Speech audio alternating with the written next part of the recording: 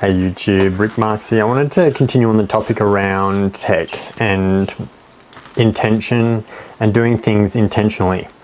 Again, with kids, I've learned a lot, and I'm trying to help them to understand to do things with intention. Don't just do things because you sporadically did it, or helping them just to I guess pump the brakes, slow things down, change their thought process. Because often we get caught in like a rush, and that we don't actually think about why we're going to do this or what led us to this. And a lot of that is understanding that we are responsible for what we choose to do. And I've mentioned it before, that I can't change what you do to me. I can't change what the world does to me. But I can change how I respond to that.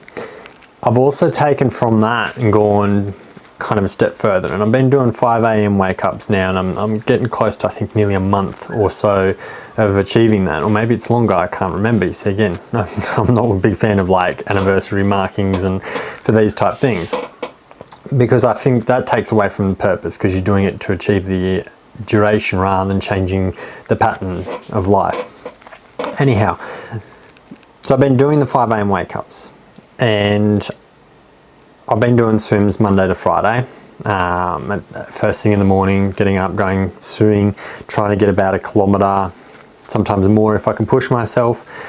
I've added now in cycling on the weekends, and then this morning I decided I was going to cycle there, swim, and then cycle home.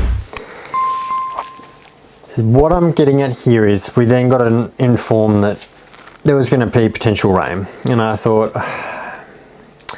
do I just drive the car and do the swim and then drive home? And then I realized that's me changing the parameters. Now, whether you believe in a God, whether you believe the world, the universe, sending signs, or whatever you want to term it down to, I believe that I'd set a course, and I needed to stick to that course, because I had decided I was going to ride to the pool, swim my swim, and ride home. Now, I didn't get rained on going to the swim. I did my swim, and as I was riding home, it was just misty rain. It wasn't like heavy. I didn't even really kind of get home and like drenched or anything. There's just a little bit of like moisture on my arms. But I could have easily changed the course and gone, I'm not going to ride, which then reduces the amount of activity that I would have done.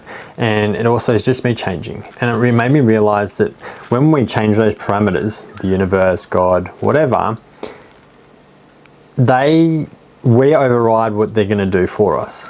I suppose that's a take on it, and that's what I took away from realizing that I could have changed the course of the direction. I could have gone, I'm going to drive the car. And you just don't know. There could have been a negative aspect to that, because I've now changed the parameters. And I think often, again, and this is that changing, I'm just going to sleep in till 6. I have had times where it's been very hard to push through and get up. And I've had to kind of use discipline and go, if I allow that, then I'm going to cause this ripple effect. Because I've been doing so well, I've been doing such a good job with this, and that's that whole self-talk. And I guess, again, be conscious and use it with intent rather than just going with the flow. Because quite easily, if I just went with the flow and rather than being my own, angel and devil, if I didn't actually kind of go, no, I'm not going to allow myself to make excuses and roll over and wake up at 6 or 6:30 or 7. Because I'm now back to enabling myself to fail at my goal. Instead, I kind of have that discussion in my head. Like, if I don't get up and don't get moving, this is going to be a day where I'm not going to achieve my goal. And then, kind of just don't overthink it, don't need to overcook it or anything. I'm not trying to beat myself up or berate myself in that moment. I'm just kind of making that realization that it is very easy for us just to go, nah, today it's not happening. I'm going to roll back over and go back to sleep. I'm exhausted. It's been a long weekend. It's been tiring. Whatever excuses the kids have been causing, drama, whatever. But the ideal and the biggest part is that I'm not going to meet my goal. And that's to get up 5 a.m. every single morning. Now, yes, there's been mornings I push snooze on my watch and I will snooze through till 10 past, sometimes till 20 past. And then I'm like, no, I have to get moving now. Enough. And I think that's the thing. It's like, I haven't yet gone past 5:30. So yes, I'm not necessarily hitting my 5 a.m. goals, but I'm also not just allowing myself to move on and I still maintain my course, which then I have to sometimes alter it.